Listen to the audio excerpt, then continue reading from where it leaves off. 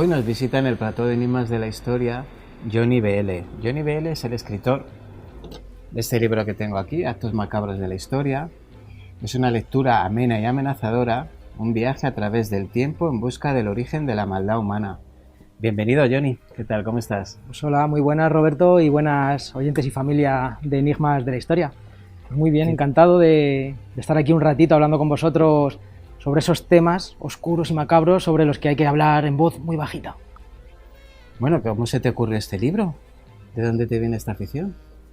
A ver, realmente yo siempre he sido un amante del terror, del oscuro, de lo macabro, de lo truculento. Yo creo que me viene de pequeño, cuando veía esas películas, ¿no?, de terror que no eran aptas para mí o para niños, pero yo creo que todos, cuanto más o menos, nos las hemos agenciado para ver ese tipo de cine. Y siempre me han atraído las historias, la leyenda, la fantasía, los mitos, los monstruos, el terror, lo oscuro. Pero de hecho mi primer libro fueron relatos cortos de terror, de ficción, de fantasía. Pero la gente me decía, da miedo este libro. Y yo siempre decía, sí, da miedo porque es de terror, pero da mucho más miedo ver la televisión, cualquier día el telediario, la vida real, da mucho más miedo. Y tanto fue dar esa explicación que dije, voy a escribir un libro que realmente dé miedo.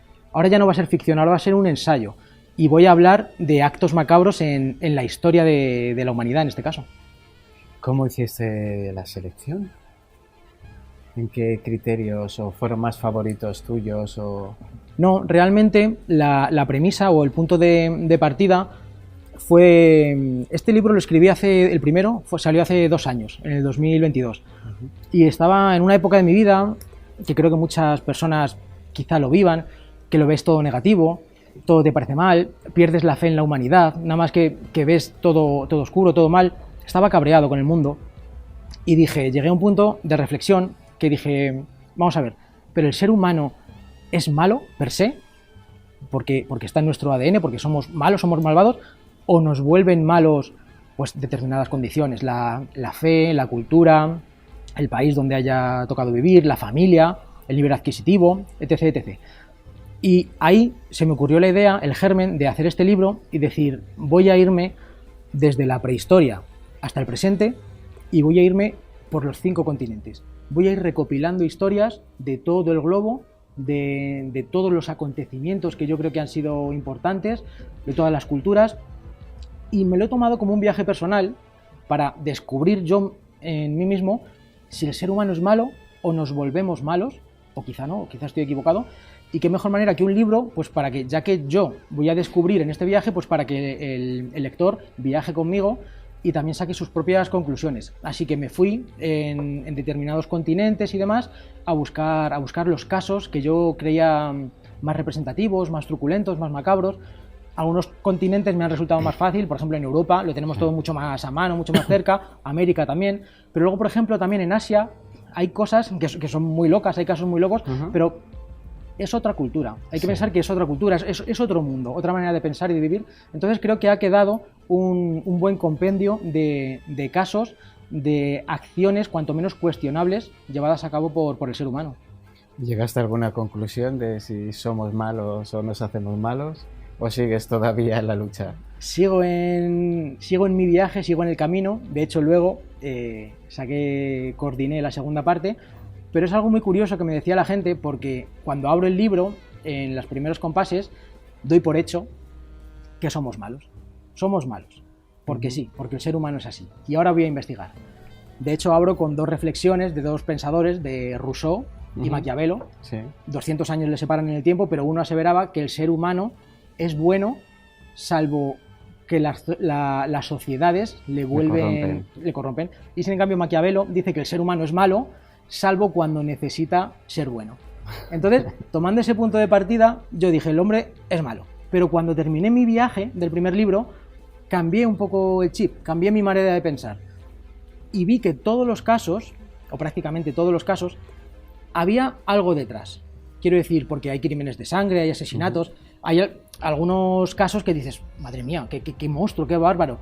Pero siempre voy un poco más allá, me voy un poquito más atrás. Luego si quieres hablamos sobre algún caso en concreto, pero ¿por qué ha llegado esa persona a hacer eso? ¿Cuáles son los detonantes? Claro. Y eso también me ha servido para cambiar un poco el chip y decir, bueno, quizá hay alicientes o hay esa chispa que de vez en cuando nos salta a todos y nos hace cometer determinado tipo de acciones. Así que ahora, en este segundo libro, ahora en el 2024, estoy en ese punto en el que creo que me voy a reconciliar un poquito con la humanidad, le voy a dar una segunda oportunidad y creo que somos capaces de lo peor, pero también somos capaces de lo mejor. Entonces, estoy dándole un poquito de tregua al ser humano, aunque sigo investigando y sigo buceando en todos esos casos oscuros, que es que no tenemos más que, insisto, que abrir el telediario para darnos cuenta de que es muy fácil perder la fe en la humanidad. Pero bueno, creo que hay que dar ese punto de confianza. Bueno, me alegro de que hables de eso. Yo siempre he sido de la opinión de que somos todos capaces de lo mejor y lo peor, pero tiene que surgir esa chispa que te lleve de un lado o al otro. Y la verdad que todos los casos de estos que hablas de asesinatos, siempre hay esa pequeña chispa que enciende y desencadena una serie de cosas que llevan a actos inimaginables en personas que no hablamos de asesinos en serie, que al final tienen, digamos, una actitud que les lleva sino de personas absolutamente normales. Mira, por ejemplo, si quieres te cuento uno de los casos que a mí, por ejemplo, me impactó por varias razones. Es el caso de Brenda Ann Spencer. Estamos en América, en la década de los, si no recuerdo mal, de los 80 y 80-90. Y esta chica adolescente la habían expulsado del instituto y ella vivía en el piso con su padre justo enfrente del instituto. Y una mañana cogió un rifle, un fusil, y se puso a disparar a compañeros, a conserje, directores, a todo el que pasaba por la puerta. Este caso es curioso porque, bueno, se atrincheró, estuvo un montón de horas, cercaron el edificio y demás, no quiero aburrir, pero bueno, finalmente cuando ya la consiguieron coger, a cambio de una hamburguesa, porque ya el hambre acuciaba, bajó y un periodista le puso la alcachofa cuando ya estaba esposada. Hay una foto muy famosa y le dijo, ¿pero qué has hecho? ¿Pero por qué has hecho eso? Imagínate, es un adolescente. Claro. Y dijo, porque no me gustan los lunes. Lo curioso de este caso es que hay una canción que se llama I Don't Like the Monday, que se hizo muy famosa y estuvo prohibida mucho tiempo, pero luego ya se volvió un número uno, y fue a raíz de esta frase de no me gustan los lunes. Entonces este caso a mí me chocó mucho decir cómo una niña, una adolescente, es capaz de asesinar a sangre fría, y cuando le dicen ¿por qué lo ha hecho? ¿Tienes algún remordimiento? Porque no me gustan los lunes, porque me aburría. Entonces en el libro buceo un poquito la historia de Brenda Ann y descubrí pues que bueno, venía de una familia desestructurada, que no estoy excusando, evidentemente no es excusa para nada, pero venía de una familia de padres separados. Su padre no es que la maltratara, pero no era un padre ejemplar con ella. Son atenuantes. Efectivamente, y todo suma. Su padre fue el que le regaló la escopeta en un intento de que ella compartiera sus gustos. A ella la expulsaron del instituto. Ella coqueteaba con las drogas, un poquito con el alcohol. Ella ya tenía varios antecedentes de pequeños actos de vandalismo, nada muy acuciante, pero ya te van dejando miguitas de pan. Microactos extraños, ¿no? En el instituto, y después le hablaron de ir a un profesional, un psicólogo, un psiquiatra con su padre y demás. Su padre siempre se negó, no creía en esas cosas, todo estaba bien. Entonces, al final, son miguitas de pan que nadie hace caso, nadie sigue, y acabó en esta tragedia. No estoy diciendo que cualquier persona que esté en esa misma situación, porque niños o adolescentes de padres separados que coquetean con las drogas hay decenas. Por desgracia, sí.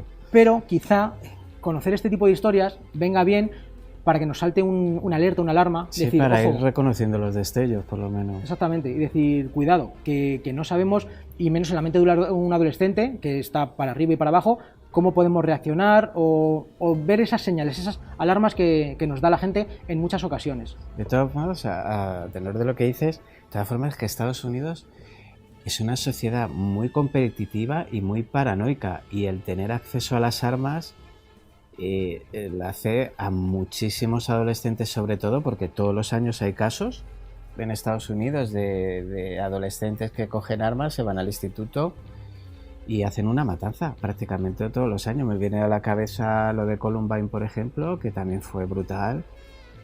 Y es que ese acceso a las armas, porque no vamos a pensar que allí están más locos que en Europa. O sea, locos estamos todos. Locos y cuerdos estamos en todos los países del mundo, no se estará de acuerdo.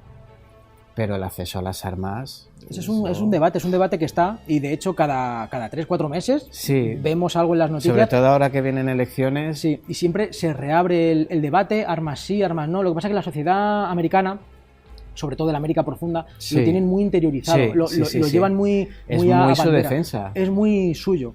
Pero luego, claro, luego vemos todo este tipo de cosas. También a mí me gusta mucho hablar de psicología, de un poquito de la mente humana, y está el síndrome de Amok, que se da sobre todo en adolescentes o en chavales que están sufriendo acoso, sufriendo bullying, maltrato psicológico sobre todo, y lo van aguantando.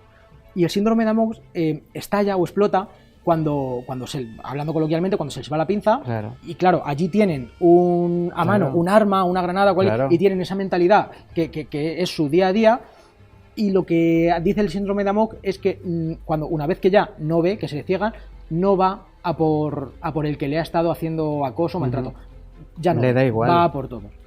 Hay mucha gente, sobre todo de personalidad débil, o que no sean tan fuertes, que están condenados o a salir por la tangente y liarla, o también tristemente, y eso también lo hemos visto en España, al suicidio. Sí. Hay muchos adolescentes que acaban suicidándose y es una maldita pena que no quieran ni siquiera ir al instituto por no encontrarse con esa gente que les maltrata psicológicamente cada día. Aquí parece que ya estamos poniendo un poco de medios, estamos poniendo énfasis en eso para captarlo, porque estamos viendo que es una lacra y hay muchas personas que... Claro. Es que aquí estamos viendo un problema, pero allí, por ejemplo, y lo sé por conocidos que tengo que viven allí, lo consideran una debilidad mental de la persona.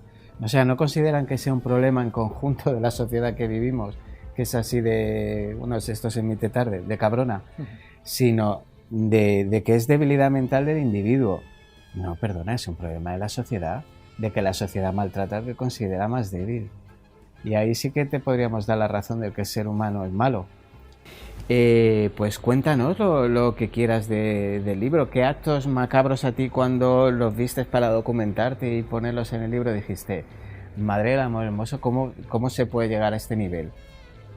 Pues mira, a mí hay varios que me han resultado curiosos porque no me los esperaba, como por ejemplo la matanza de albinos en África, en el Congo sobre todo, porque empecé a investigar sobre ello y demás. Pero es que me di cuenta y vi una noticia en que la última matanza de niños albinos había sido en el 2021. Y dije, el año pasado. O sea que la magia, los brujos, los bokor, luego ya tirando del hilo, tirando de la manta, te das cuenta de que todavía en la África profunda, los que siguen mandando son los brujos, son los hechiceros. Sí. Hoy en día, no estamos hablando de los años 50, 40, no. Hoy en día. Y todavía hay un pensamiento mágico, que el pensamiento mágico el hombre nunca lo ha perdido. Aunque creamos que somos racionales, escépticos, que creamos en lo mundano, siempre tenemos un pensamiento mágico. Entonces, en una sociedad, en este caso la africana, que no tiene acceso a la cultura, no tiene educación, lo único que sabe o que a lo que hacen caso, a lo que se atienen, es a su líder supremo. Y en este caso les está diciendo que los niños albinos tienen un poder especial, mágico, curativo, y que cortándoles miembros o bueno, sacándoles las mantecas. Es que parece que estoy hablando de la Edad Media. No. Pero les están diciendo que todo eso les va a ayudar, o incluso se puede comercializar aquí a Occidente, pues lo van a hacer. Y de hecho lo hacen. Y actúan todos como un puño. Por eso hay leyes que lo prohíben, evidentemente. Los tratados internacionales han prohibido todo ese tipo de actuaciones. Pero cuando un pueblo entero actúa como uno solo, como un puño, son imparables. Es imposible detenerlo. Y me daba mucha pena ver los testimonios y ver de la gente que nacía con albinismo en África, ya no solamente porque les maten, porque les tratan como si fueran amuletos andantes, sino porque no tienen acceso a cosas esenciales, como por ejemplo crema solar. En África, siendo albino, crema solar, sombreros, protección, no tienen acceso a nada de eso porque son minoría. Entonces, ya aunque te libres de que te hagan todo ese tipo de perrerías, tu vida está condenada, está marcada para siempre. Entonces, me causó, me sorprendió, porque yo pensaba, iba a buscar ese tema y tal, buceé y dije, ostras, pero es que en el 2021 ya ha habido asesinatos de albinos. Y fue una de las cosas que me sorprendió, el presentismo con el que hacemos prácticas medievales. Bueno, y dices que hay un mercado europeo, occidental, imagino que europeo y americano de... No me digas. Y de cualquier tipo de cosas. Hemos hablado de albinos, de albinismo, pero bueno, de animales también, cuerno de rinoceronte o no sé qué era, la bilis de... Esto no estoy seguro, del oso o la bilis de cierto tipo de animal. Hay mercados negros, pero brutales, que destripan, matan, desmiembran a animales simplemente por eso, porque dicen que son afrodisíacos para hombretones blancos europeos, o bueno, no tiene por qué ser europeos, pero ya me entiendes. Sí, pero sí. Y donde hay mercado, no hay escrúpulos. No, de verdad que nos hemos creído que el planeta es nuestro. Sí, evidentemente. Y seguimos creyéndolo. Al principio, cuando el pensamiento era horizontal, cuando se adoraba a la madre tierra, a la Pachamama, a fuego, la lluvia, la mujer era idolatrada, era una diosa. Porque claro, imagínate en los primeros homínidos, cuando es que crea vida. Crea vida. Una mujer que crea vida era idolatrada. Y cuando todo eso ya fuimos evolucionando, cuando el pensamiento dejó de ser horizontal, empezó a ser vertical, empezamos a mirar al cielo, empezamos a creer en algo más, que estábamos ahí por algo o por alguien más. La mujer empezó a ser considerada pecadora, mala, bruja. Ya en todos los mitos griegos, romanos, la mujer ya siempre estaba impura, siempre estaba a la sombra del hombre. Cualquier mujer que sobresalía era por su vileza, o eran magas o eran brujas. Y ya desde ahí empezamos a denostar a las mujeres y bueno, creo que hasta el día de hoy siempre... Así seguimos, evidentemente. Es una lucha que no terminará nunca. Yo tiendo a ser una persona muy optimista siempre, pero soy consciente de que es una lucha que no terminará nunca, porque escuchas a gente decir ciertas barbaridades que, bueno, mejor no reproduzcamos porque nos metemos en temas trending topic de política. Bueno, pasamos de este primer Actos Macabros de la Historia, que estoy deseando leérmelo, ya te lo digo, a este segundo, Más Actos Macabros en la Historia, que pones en la contraportada, es malvado el ser humano por naturaleza, lo que hemos estado hablando, y si nos volvemos más malos, pues por donde nacemos, pues por la crianza que tenemos, etcétera, etcétera.